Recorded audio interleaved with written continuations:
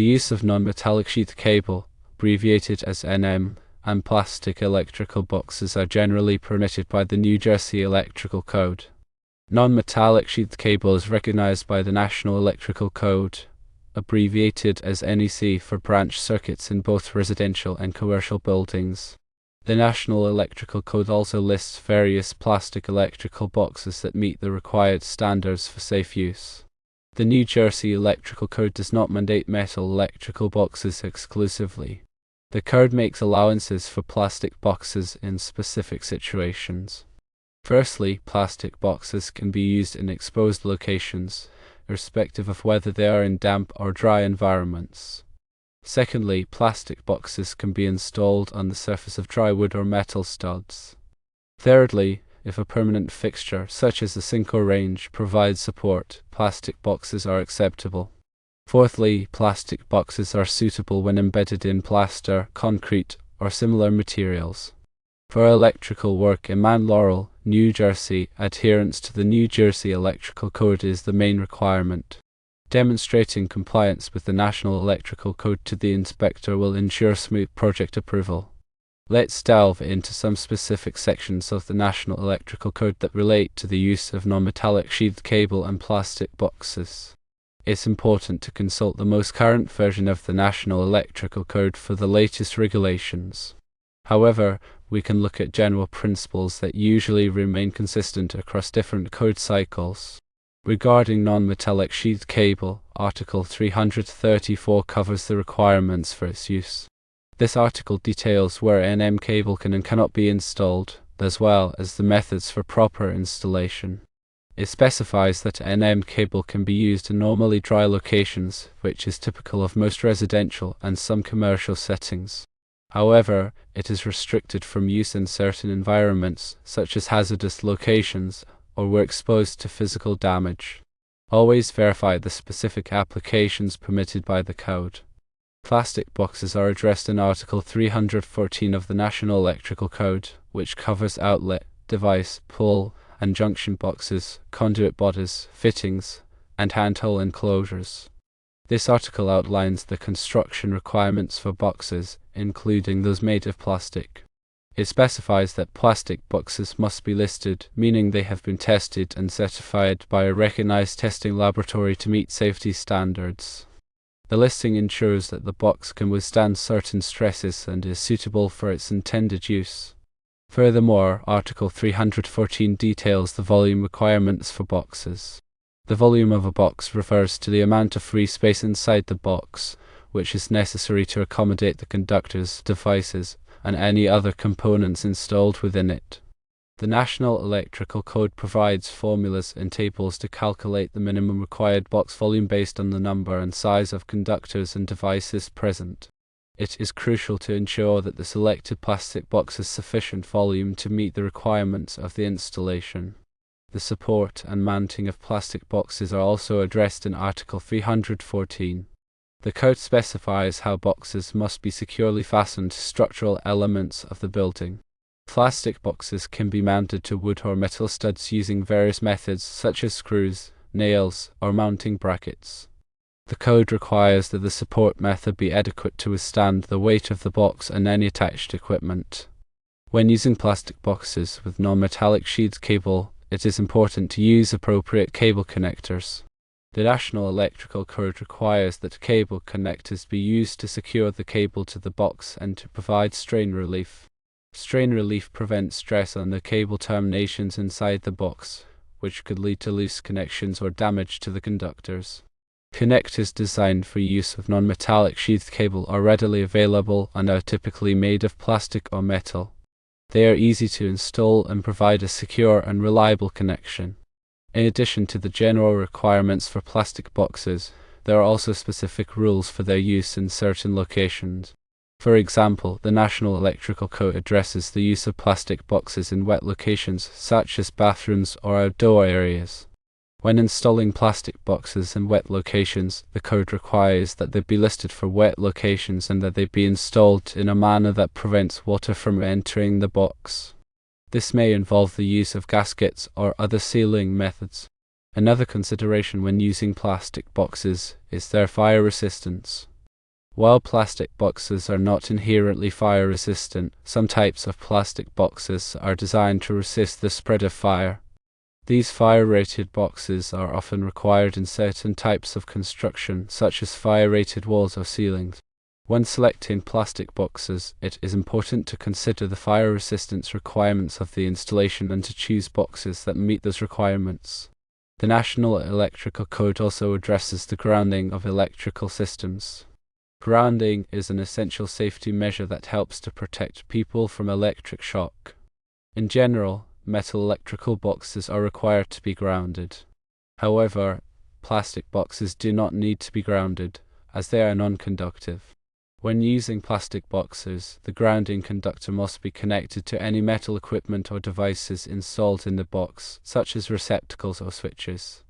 The grounding conductor provides a path for fault current to flow back to the source, which will trip a circuit breaker or fuse and de-energize the circuit. The use of plastic boxes can offer several advantages over metal boxes. Firstly, plastic boxes are generally less expensive than metal boxes. Secondly, plastic boxes are lighter in weight, which can make them easier to handle and install. Thirdly, plastic boxes are non-conductive, which eliminates the risk of electrical shock if the box becomes energized. Fourthly, plastic boxes are resistant to corrosion, which makes them suitable for use in damp or corrosive environment. However, there are also some potential disadvantages to using plastic boxes. Firstly, plastic boxes are not as strong as metal boxes, which can make them more susceptible to damage. Secondly, plastic boxes are not as fire resistant as metal boxes, although fire-rated plastic boxes are available. Thirdly, plastic boxes may not be suitable for use in all locations, such as hazardous locations or areas where they may be exposed to physical damage. When deciding whether to use plastic or metal boxes, it is important to consider the specific requirements of the installation and to weigh the advantages and disadvantages of each type of box. In summary, the New Jersey Electrical Code, which is based on the National Electrical Code, permits the use of non-metallic sheathed cable and plastic electrical boxes under certain conditions. It is crucial to comply with the specific requirements of the code and to ensure that all electrical work is performed in a safe and professional manner. Always consult the latest edition of the National Electrical Code and local amendments for the most up-to-date regulations. Remember to check with the local inspector in Mount Laurel, New Jersey, for any specific requirements or interpretations they may have. Local jurisdictions sometimes have amendments to the National Electrical Code that are specific to their area. These amendments can be more restrictive than the National Electrical Code itself. For example, a local jurisdiction may require the use of metal boxes in certain types of construction, even if the National Electrical Code would allow plastic boxes. To ensure compliance, it is always best to check with the local electrical inspector before starting any electrical work. To elaborate on the National Electrical Code requirements for box fill, which is the amount of space occupied by conductors, devices, and fittings inside an electrical box, it is governed by Article 314.16. This section provides detailed calculations to ensure that boxes are not overcrowded, preventing potential overheating and damage to conductors. Firstly, the number and size of conductors entering the box influence the fill calculation. Each conductor size is assigned a volume allowance as specified in Table 314.16b. For example, a number 14 American wire gauge, abbreviated as AWG conductor, requires 2 cubic inches, while a number 12 AWG conductor requires 2.25 cubic inches. Secondly, conductor fill is determined by the number of conductors that terminate or pass through the box. Each conductor that enters the box is counted, including those that are spliced or connected to devices within the box. Thirdly, device fill considers the volume occupied by devices such as switches, receptacles, or equipment grounding conductors. Each device counts as 2 conductors based on the largest conductor size connected to it. Fourthly, equipment grounding conductor fill requires that all equipment grounding conductors entering the box are counted as 1 conductor based on the largest equipment grounding conductor present in the box. Fifthly, clamp fill pertains to the volume occupied by internal cable clamps. If the box contains internal cable clamps, a deduction is made based on the volume occupied by the clamp, typically equivalent to one or more conductors.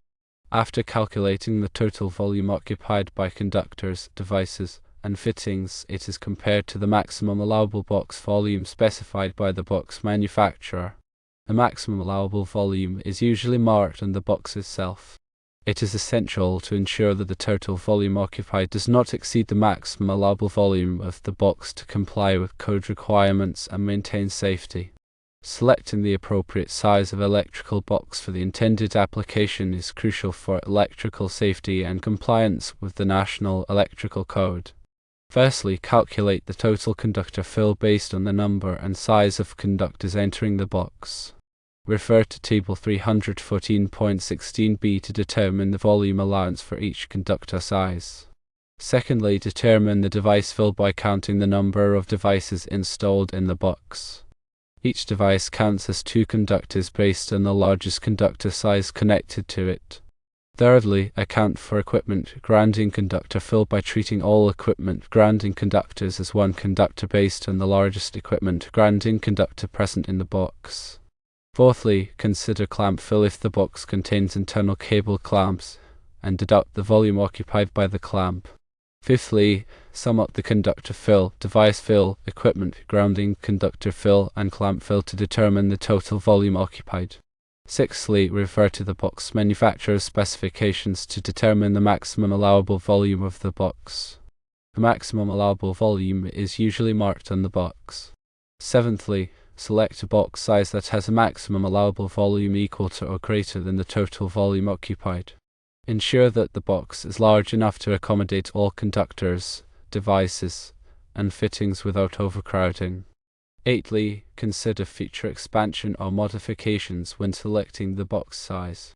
Choose a box that has sufficient space for additional conductors or devices that may be added in the future. Finally, comply with all applicable code requirements, including Article 314.16 of the National Electrical Code, when selecting the size of electrical boxes. Proper box sizing is essential for electrical safety and ensuring that the installation meets code standards.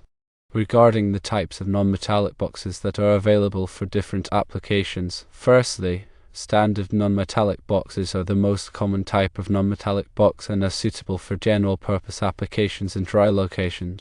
They are typically made of polyvinyl chloride, abbreviated as PVC, or other types of plastic and are available in various sizes and shapes.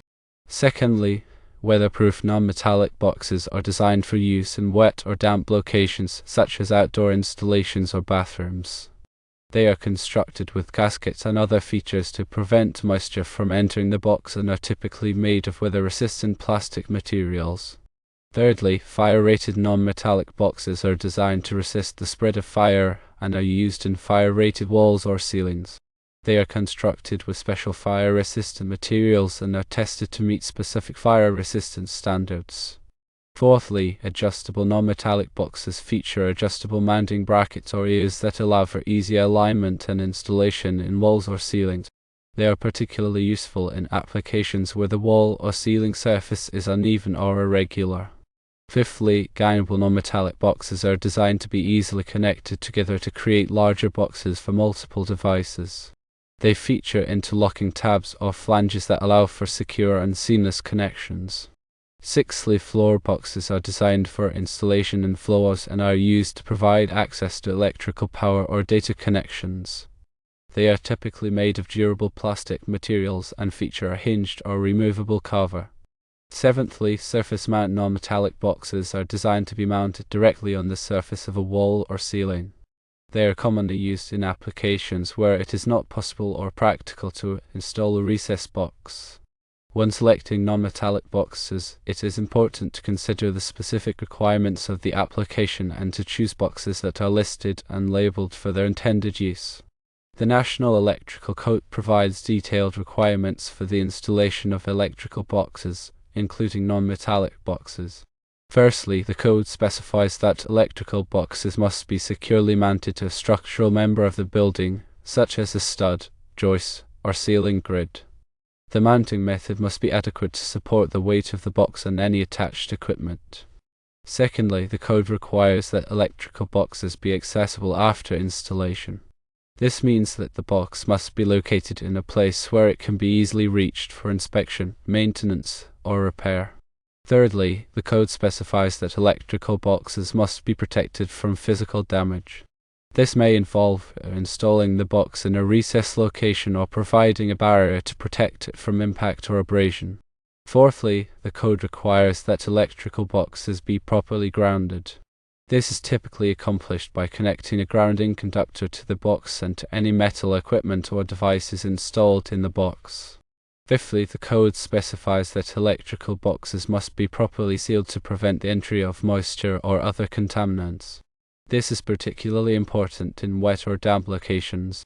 Sixthly, the code requires that electrical boxes be sized appropriately for the number and size of conductors, devices, and fittings that will be installed in the box. The box must have sufficient volume to accommodate all of the components without overcrowding. Seventhly, the code specifies that electrical boxes must be installed in accordance with the manufacturer's instructions. The manufacturer's instructions provide detailed information on the proper installation and use of the box. Finally, the code requires that all electrical work be performed by a qualified and licensed electrician. Electrical work can be dangerous, and it is important to ensure that it is performed safely and in accordance with all applicable codes and regulations. The National Electrical Code provides specific guidelines for the use of non-metallic conduit with non-metallic boxes. Firstly, non-metallic conduit, such as electrical non-metallic tubing, abbreviated as ENT, or rigid polyvinyl chloride conduit, abbreviated as rigid PVC, must be supported in accordance with the code. The spacing between supports depends on the size and type of conduit. Secondly, non-metallic conduit must be securely connected to non-metallic boxes using appropriate fittings. Fittings designed for use with non-metallic conduit are typically made of plastic and are available in various sizes and configurations. Thirdly, when transitioning from non-metallic conduit to metal boxes or equipment, a grounding bushing or other approved grounding method must be used to ensure electrical continuity. Fourthly, non-metallic conduit and boxes must be protected from physical damage. This may involve installing the conduit in a recessed location or providing a barrier to protect it from impact or abrasion. Fifthly, non-metallic conduit and boxes must be installed in accordance with the manufacturer's instructions. The manufacturer's instructions provide detailed information on the proper installation and use of the conduit and boxes. Sixthly, non-metallic conduit and boxes must be used only in locations where they are permitted by the National Electrical Code. The code specifies where non-metallic conduit and boxes can and cannot be installed. Finally, all electrical work must be performed by a qualified and licensed electrician. Electrical work can be dangerous, and it is important to ensure that it is performed safely and in accordance with all applicable codes and regulations.